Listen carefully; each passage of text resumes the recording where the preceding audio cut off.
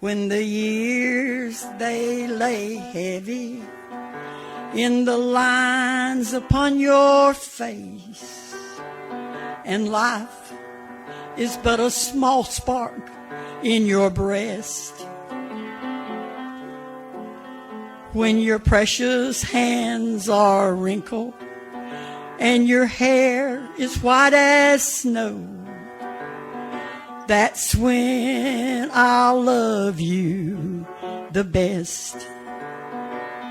For I'll remember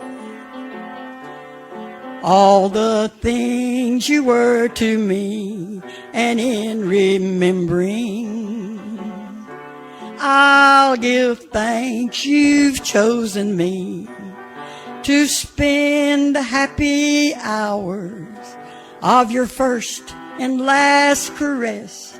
Darling, that's when I'll love you the best. Well, I sang that because that's the song that that's the truth about our marriage. I prayed, as all of the children know. I came from a troubled life, a troubled home. And I prayed as 12, 13, 14 years old, 15, that God would send somebody that would love me and that didn't drink, didn't smoke, did all the things that God's people do. I didn't think that I deserved anybody like that, but I just felt like God would send somebody like that for me.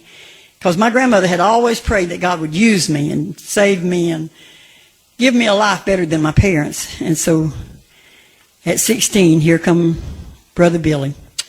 My dad come by where I worked and wanted me to go and keep his children. I didn't know that God was changing my life.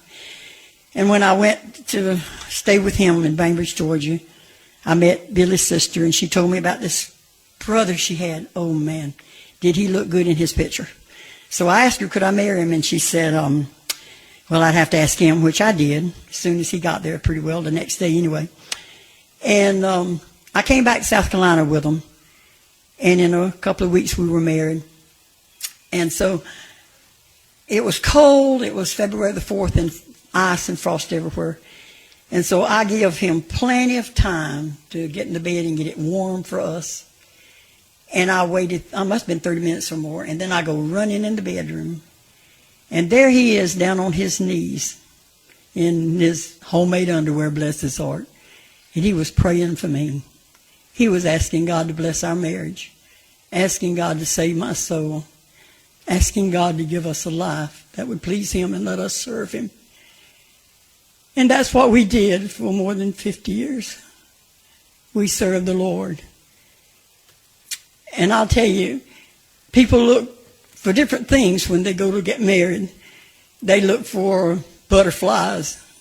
They look for chills and thrills and highs and lows. But you need to look for character. Because if a person has character before you marry them, they'll have character afterward. They're honest before they'll be honest after. Always let God lead you. Always let God. And it doesn't matter if you're not all that you think that God wants you to be.